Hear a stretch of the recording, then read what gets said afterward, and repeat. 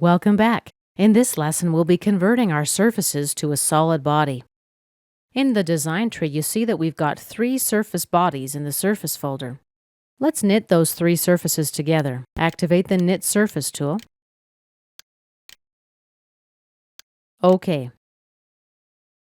Now let's go to Insert, Boss, and Thicken. The thickness of our part will be 1 millimeter. Let's click OK. And now we've got a solid body.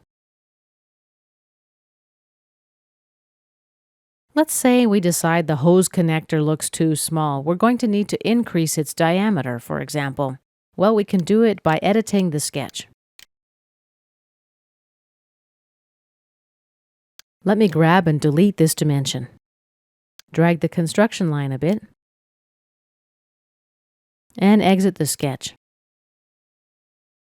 We get a warning message, unable to thicken the surface.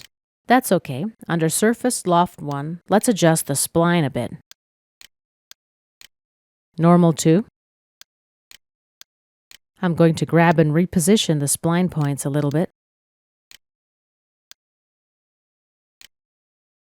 Let's delete this point here.